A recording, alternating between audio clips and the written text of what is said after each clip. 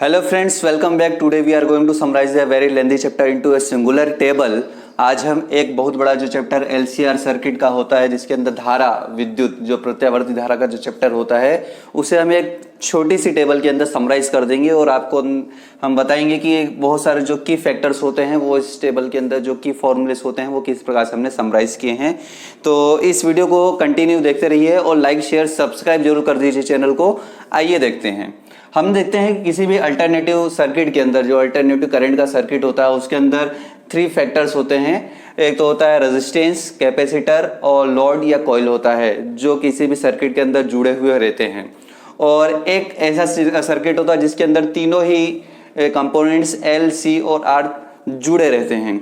तो ऐसे जो भी सर्किट होते हैं उनके अंदर अगर वोल्टेज हम अप्लाई करते हैं तो उनके करस्पॉन्डिंग जो करंट होता है उसके अंदर क्या डिफरेंस आता है और उसका जो फेजर डायग्राम होता है वो कैसा होता है, उसका जो इम्पीडेंस होता है जिसको हम प्रतिबाधा कहते हैं, उसका जो रिएक्टेंस जो प्रतिघात होता है वो कैसा होता है, उसका जो पावर फैक्टर होता है, शक्ति गुणांक होता है, उसके अंदर क्या डिफरेंस आता है, ये सारी चीजें एक टेबल के अंदर आपको समराइज करके हम आपको प्रोवाइड कर रहे हैं। तो इस वीडियो को लाइक कीजिए, शेयर कीजिए और सब्सक्राइब जरूर कीजिए चैनल को। तो हम जानते हैं जो वोल्टेज होता है वो एक अल्टरनेटिव करंट का वेव फंक्शन होता है। उसको हम अगर शो करें इक्वेशन से तो V = V0 sin omega t, इससे हम किसी भी वोल्टेज को शो करते हैं। यहाँ V0 क्या होता है, is a maximum voltage in a circuit. Maximum voltage होता है सर्किट के अंदर V0 होता है, it is a high value of voltage. तो ये जो होता है सभी सर्किट के अंदर V = V0 sin omega t same ही क्या होता है अप्लाई किया जाता है। और ये जो वोल्टेज होता है वो चेंज नहीं होता है क्योंकि वोल्टेज सभी पे एक जैसा ही अप्लाई किया जाता है। V = V0 sin omega t। Omega t यहाँ पे जो होता है जो डिफरेंस होता है फाई डिफरेंस जो फाइस होता है फाई होता है वो चीज होती है। अब अगर मैं वोल्टेज यहाँ पे V = V0 sin omega t apply कर रहा हूँ तो रेजिस्टेंस के मतलब कॉर्नर पे अगर मैं यहाँ पे वोल्टेज अप्लाई करूंगा, if you apply the voltage across the resistance what is will the change in the current. तो करंट के अंदर जो चेंज आता है वो = I0। I0 is the maximum current in the circuit. जो मैक्सिमम करंट वैल्यू होती है सर्किट के अंदर वो चीज होती है ये sin ओमेगा t ही रहता है। और इसके बाद अगर मैं कैपेसिटर के क्रॉस अगर वोल्टेज को अप्लाई करता हूं तो यहाँ पे क्या चीज होती है, कैपेसिटर के अंदर एक चीज देखी जाती है कि जब भी वोल्टेज को अप्लाई किया जाता है तो जो वोल्टेज होता है V = V0 sin omega t होता है, लेकिन जो करंट होता है वो π/2 फॉरवर्ड होता है। मतलब यहाँ पे जो फेज डिफरेंस होता है वो π/2 ज्यादा होता है। तो यहाँ पे V = जो I = होता है वो क्या होता है, I = I0 sin omega t plus यहां पे हो जाता है π/2 या फाई जो होता है वो हम यहाँ पे ऐड कर देते हैं। ये π/2 जो होता है ये फेज डिफरेंस होता है। मतलब जो करंट है वो वोल्टेज से π/2 प्लस π/2 मतलब π/2 डिग्री जो होता है फॉरवर्ड आगे चलता है। ये हम आगे समझेंगे। इसके बाद यहाँ पे इसके ठीक उल्टा कॉइल के अंदर होता है। कॉइल के अंदर क्या होता है, जब भी वोल्टेज हम अप्लाई करते हैं तो वोल्टेज के अल्टरनेटिव वोल्टेज का जो फेज डिफरेंस होता है उसके अंदर ये चेंज होता है कि जो कॉइल होता है उसके अंदर इंड्यूस करंट एक प्रोड्यूस होता है। इंड्यूस करंट जो होती है वो क्या होता है, हमेशा वोल्टेज के पीछे बैकवर्ड π/2 बैकवर्ड चलती है। अगर वोल्टेज चेंज होता है तो उसके बाद जो होता है करंट चेंज होता है। तो वो जो फेज डिफरेंस होता है वो π/2 का होता है। तो यहाँ पे जो करंट I होता है वो I0 sin omega t minus π/2 मतलब π/2 जो फेज डिफरेंस होता है वो पीछे चलता है। और यहाँ पर जो होता है I = होता है I0 sin। अब चूंकि इसके अंदर C और R जो रेजिस्टेंस है वो तो उसके अंदर कोई फेज डिफरेंस नहीं होता है, लेकिन अगर L और C होता है तो इसके अंदर π/2 कुछ आगे और π/2 कुछ पीछे कर देता है। मतलब थीटा डिग्री, π/2 तो नहीं, थीटा डिग्री ये थोड़ा सा आगे या थोड़ा सा पीछे चलता है। यहाँ पे जो होता है कैपेसिटर के कारण वो थीटा डिग्री फॉरवर्ड होता है करंट, और जो लोड होता है उसके कारण थीटा डिग्री क्या होता है, बैकवर्ड होता है। तो साइन ओमेगा टी जो होता है वो प्लस माइनस थीटा डिग्री जो होता है वो आगे पीछे चलता है। इसको अगर फेजर डायग्राम से अगर हम शो करें तो हम देखते हैं यहाँ पे जो वोल्टेज है, जो हमने E0 जो वोल्टेज हमने अप्लाई किया है वो अगर सेम डायरेक्शन में है तो जो करंट होता है वो सेम डायरेक्शन में होता है। मतलब फेज के अंदर कोई डिफरेंस नहीं आता है। जो कला होती है फेजर, जो करंट की फेज होती है उसके अंदर कोई डिफरेंस नहीं आता है। लेकिन हम देखते हैं यहाँ पे जो AC करंट है वो कैपेसिटर के अंदर π/2 आगे चल रहा है, क्या करंट। तो यहाँ पे जो ये वोल्टेज हमने इस डायरेक्शन में अप्लाई किया है E0, इसको हमने E0 से शो किया है। यहाँ पे E0 भी इसको लिखा जा सकता है, E=E0। तो यहाँ से जो π/2 फॉरवर्ड यहाँ पे कैपेसिटर जो होता है वो करंट को π/2 फॉरवर्ड कर देता है। π/2 मतलब 90 डिग्री। 90 डिग्री यहाँ पे देखिए हमने जो करंट है ये I0 ये π/2 फॉरवर्ड चल रहा है। सिमिलरली यहाँ पे जो करंट है -π/2 पीछे चलता है, तो हमने ये करंट को π/2 बैकवर्ड हमने यहाँ पे बता रखा है कि इस डायरेक्शन में अगर वोल्टेज है तो उससे π/2 पीछे की ओर बैकवर्ड साइड में क्या होगा, यहाँ पे करंट फ्लो हो रहा होगा। और यहाँ पे जो करंट है वो ±θ डिग्री आगे और पीछे दोनों चलता है। तो जो E0 था, जो हमारा मैक्सिमम वोल्टेज था, उससे θ डिग्री आगे I0, θ डिग्री पीछे I0 जो होता है करंट चलता रहता है, फ्लो होता रहता है। अब यहाँ पे आ जाते हैं फेज डिफरेंस। फेज डिफरेंस हम यहाँ पे देखते हैं कितने का होता है। फेज मतलब कि जब करंट फ्लो होता है तो ये फेज है, यहाँ पे जो पोजीशन और जो डायरेक्शन होती है उसको हम फेज बोलते हैं।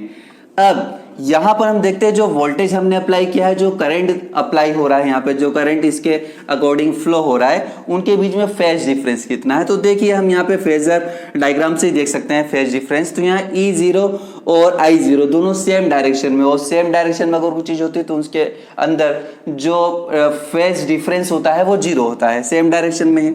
यहाँ पे इसको हमने 0 लिख दिया। यहाँ पर देखते हैं जो वोल्टेज हमने अक्रॉस द कैपेसिटर अप्लाई किया था उसके अकॉर्डिंग जो करंट था वो π/2 जो था वो आगे चल रहा था, फॉरवर्ड चल रहा था। तो यहाँ पे जो π/2 या 90 डिग्री क्या होता है, जो करंट होता है वो फॉरवर्ड होता है, तो जिसको हम अग्रगामी बोलते हैं। तो यहाँ पे π/2 या 90 डिग्री फॉरवर्ड जो होता है वो करंट फ्लो आउट होता है सर्किट जो कैपेसिटर होता है उसके अंदर। इसके बाद जब हम कॉइल पे बढ़ते हैं तो कॉइल जो लोड होता है उसमें हमने देखते हैं कि यहाँ पे जो फेज डिफरेंस है वो पीछे की ओर है, π/2 नीचे है, नीचे है मतलब पीछे चल रहा है।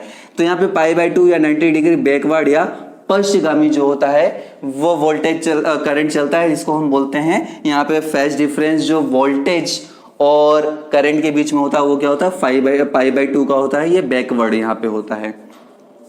यहाँ पे θ डिग्री फॉरवर्ड और बैकवर्ड दोनों होता है LCR सर्किट के अंदर। और इसकी जो रिजल्टेंट डायरेक्शन होती है वो tan θ = XL - XC upon R से शो की जाती है। यहाँ पे बताने वाली बात यह है कि XL - XC कब लिखा जाता है या XC - XL कब लिखा जाता है। तो ये डिपेंड करता है कि हमने L और C जो सर्किट के अंदर यूज किए गए उनकी वैल्यू क्या है। अगर L की वैल्यू ज्यादा होती है तो XL - XC resultant find out करने के लिए किया जाता है। अगर C की वैल्यू ज्यादा होती है, कैपेसिटर का कैपेसिटेंस अगर ज्यादा होता है तो वहां पे XC - XL लिखा जाता है। तो ये चीज आपको याद होना चाहिए, इसको C लिखते हैं। तो इसको tan phi = XL - XC upon R या यहाँ θ = tan inverse XL - XC upon R लिखा जा सकता है। इसके बाद इम्पीडेंस। इम्पीडेंस जो Z होता है, प्रतिबाधा क्या चीज होती है, ये इम्पीडेंस समझने वाली चीज है। मैं आपको समझा दूं कि किसी सर्किट के अंदर एक रेजिस्टेंस होता है जिसको हम R से शो करते हैं, लेकिन सर्किट के अंदर अगर R के अलावा कैपेसिटर, लोड जिसको हम कॉइल बोलते हैं, या तीनों LCR प्रेजेंस होते हैं तो उनके कारण जो टोटल रेजिस्टेंस क्रिएट होता है किसी भी सर्किट का उसको हम इम्पीडेंस Z से शो करते हैं। ये RLC, LC, RC या LR के कारण भी क्रिएट हो सकता है। मतलब किसी भी मतलब सर्किट के अंदर दो से ज्यादा कंपोनेंट्स हो, चाहे RC हो चाहे RL हो, इनके कारण नहीं। LC, RC और LCR अगर ये तीनों एक साथ प्रेजेंस है तो इनके कारण जो भी रेजिस्टेंस होता है उसको हम क्या बोलते हैं, इम्पीडेंस कहते हैं। अब तो ये जो इम्पीडेंस Z होता है वो टोटल रेजिस्टेंस होता है ड्यू टू LCR और LCR तीनों के कारण। ये जो Z होता है इसके अंदर Z इक्वल टू R होता है, मतलब जो इम्पीडेंस होता है एक्चुअली वो रेजिस्टेंस ही होता है और कुछ नहीं होता है। दूसरा, अगर कैपेसिटेंस है तो उसकी जो रेजिस्टेंस Z इक्वल टू होती है वो XC होती है, मतलब कैपेसिटर के कारण जो यहाँ पे रेजिस्टेंस क्रिएट हो रहा है वो इसको XC से शो करते हैं। कॉइल के कारण जो होता है Z इक्वल टू XL से शो करते हैं। और यहाँ पे जो टोटल Z होता है वो क्या होता है, रिजल्टेंट होता है। तो एक एक्सिस पे रेजिस्टेंस होता है, दूसरे एक्सिस पे XL और XC होते हैं।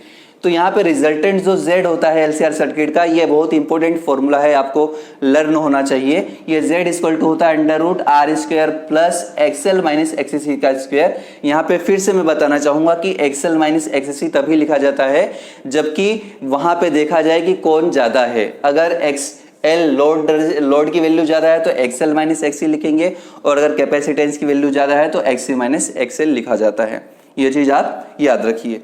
इसके बाद रिएक्टेंस क्या होता है। रिएक्टेंस जो चीज होती है वो किसी सर्किट के अंदर R, C या L के कारण ही जो रेजिस्टेंस उत्पन्न हो। जैसे अगर मैं कहूं कि यहाँ रेजिस्टेंस प्रतिरोध है तो उसके कारण जो यहाँ पे रिएक्टेंस होगा वो X इक्वल टू क्या होगा, R ही होगा, लेकिन यहाँ पे हम इसको रिएक्टेंस 0 लिखते हैं।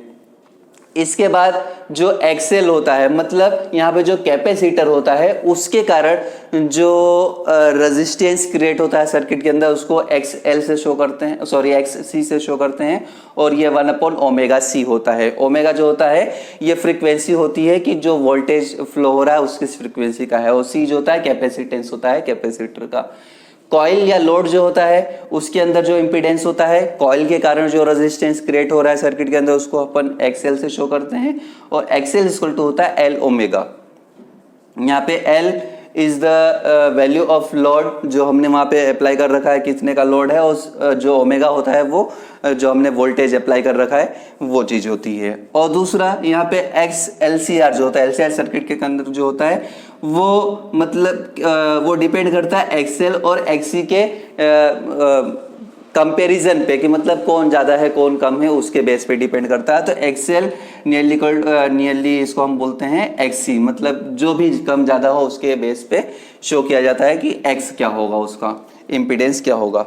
पावर फैक्टर जो होता है वो हमें ये शो करता है कि सर्किट के अंदर जो पावर जो शक्ति जो पावर यहाँ पे एक कंज्यूम हो रही है वो कितनी होती है, P और V आएगा जो हम बोलते हैं प्रोडक्ट जो होता है। तो power factor phi equal to होता है R/Z। R/Z यहाँ पे फाई जो होता है रेजिस्टेंस के लिए वो 0 होता है, क्योंकि R/Z Z जो होता है वो R ही होता है। यहाँ पर C और L के लिए, कैपेसिटर और लोड दोनों के लिए जो फाई होता है वो 0 होता है, क्योंकि इसके अंदर जो पावर फैक्टर जो कंज्यूम होने वाली जो पावर होती है वो कुछ भी नहीं होती है। पावर जो होता है फाई इक्वल टू यहाँ पे 0, यहाँ पे भी क्या होता है 0 होता है। इसको हम लिखना चाहें तो R/Z लिखना चाहें तो R/ इसको XC और इसको R/XL भी लिख सकते हैं, लेकिन इनका जो रेशो होता है वो क्या होता है 0 होता है। और यहाँ पर जो LCR सर्किट होता है उसके लिए जो पावर फैक्टर होता है वो phi equal to R/R² plus √R² plus XL minus XC का स्क्वायर, ये चीज होती है। तो इतना बड़ा चैप्टर हमने क्या किया, एक छोटे से टेबल के अंदर समराइज कर दिया। इस टेबल को आप चाहे तो स्क्रीनशॉट ले सकते हैं और लर्न करने के लिए बहुत ही आसान हो जाएगा आपके लिए। यहाँ पर एक और चीज मैं आपको बता दूं कि अगर कोई सर्किट जिसके अंदर RC या RL जुड़ा हुआ होता है तो उसके अंदर क्या होता है, तो ये फॉर्मूला हमको यहाँ पे लर्न है। अगर किसी सर्किट के अंदर RC जुड़ा हुआ होता है तो उसके लिए जो ये करंट होता है वो I equal to I0 sine, अगर C जुड़ा हुआ है तो ओमेगा t प्लस थीटा हो जाता है, और यहाँ पे सिर्फ एक ऊपर वाला फंक्शन होता है, और यहाँ पे tan phi equal to XC/R हो जाता है। जो यहाँ पे हम देख रहे हैं फेज डिफरेंस जो होता है tan phi equal to XC/R, अगर RC चैप्टर है तो XC/R हो जाता है। और जो यहाँ पर Z जो हम जिसकी बात कर रहे हैं इम्पीडेंस जो होता है वो R² प्लस C है तो XC का स्क्वायर, मतलब R² प्लस XC का स्क्वायर हो जाता है। और अगर L होता है तो यहाँ पे R square plus X L का स्क्वायर हो जाता है। कहने का मतलब सर्किट के अंदर जो दो कंपोनेंट्स जुड़े होते हैं सिर्फ उनकी ही वैल्यू यहाँ पे लिखी जाती है, दूसरी वैल्यू नहीं लिखी जाती है। अगर C है तो सिर्फ C लिखेंगे, एक्सएल को माइनस कर देते हैं, एक्सएल को हटा देते हैं। और अगर यहाँ पर आर एल सर्किट है तो वहां पे हमने एक्स सी जो होता है उसको हम यहाँ पे एलिमिनेट कर देते हैं। एक्सएल इक्वल टू एक्सएल हो जाएगा, यहाँ पे Z equal to R square plus XL का स्क्वायर हो जाएगा, अंडर रूट में यहाँ पे एक्सएल अपॉन आर हो जाएगा। इस टाइप से आप समझ सकते हैं, 5 equal to R upon under root R square plus XL का स्क्वायर, इस टाइप से हो जाता है। तो जैसा भी सर्किट यहाँ पे होता है उसी अकॉर्डिंग हम क्या यूज कर देते हैं।